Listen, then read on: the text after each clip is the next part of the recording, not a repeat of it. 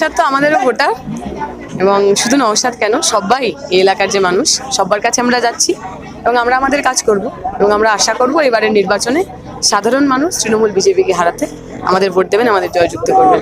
আমার দাদু, পদ্দাদু, বাবা, আমরা ভোটার তো দীপশিতা দিদিদেরকে দিয়েছে ভোট, দেখতে গেলে দেখা যাবে। অধীর বাবুদেরকে দিয়েছে 25 বছর ধরে, 34 বছর ধরে দীপশিতা দিদিদেরকে দিয়েছে, 15 বছর ধরে তৃণমূলকে দিল। দেখলাম কি আমার দাদুর যে ভিটাটা ছিল গঙ্গায় ভাঙনে চলে গেল। বাবা একটু দূরে সরে এসে 100-200 মিটার সরে এসে বাড়ি বানালো, বাবার বাড়িটাও ভেঙে চলে গেল। এখন আমরা যে বাড়িটা বানিয়েছি গঙ্গার ভাঙনের হাত থেকে বাঁচার জন্য, আরো 500 মিটার দূরে এই কটা বছরে প্রায় 250 বর্গ কিমি জমি গঙ্গাতে চলে গেল।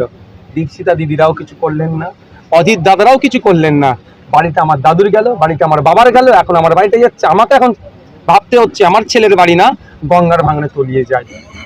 17% চাকরি ছিল সংখ্যালঘু সমাজের, কমতে কমতে এখন বিলো 1% দাঁড়িয়েছে।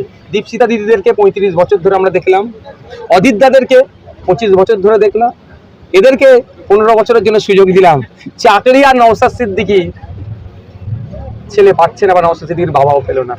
সুতরাং আর ওই ধরনের বোকা বানিয়ে এই ভোটের সময় মাথায় ঘুমটা দিয়ে, ভোটের সময় হাজি রুমাল পরে, ভোটের সময় মাথায় টুপি দিয়ে, ভোটের সময় বড় তিলক কেটে ভোট চাইতে আসলে না দীপশিতা দিদিদেরকে ভোট দেবো, না অধীর বাবুদেরকে ভোট দেবো। জবাব চাইবো 34 বছরে আমাদের চাকরি কোথায় গিয়েছিল, জবাব চাইবে বাংলার মানুষ 25 বছরে কোথায় গিয়েছিল, এই 15 বছরে কি হলো।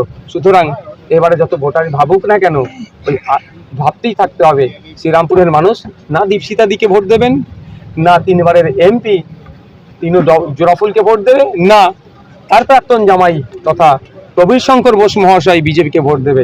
এদের কাউকেই দেবে না ভোট, আইএসএফকে দেবে, বিশ্বাস করে দেবে, এবং আইএসএফ মানুষের কণ্ঠ হয়ে পার্লামেন্টে কথা বলবে।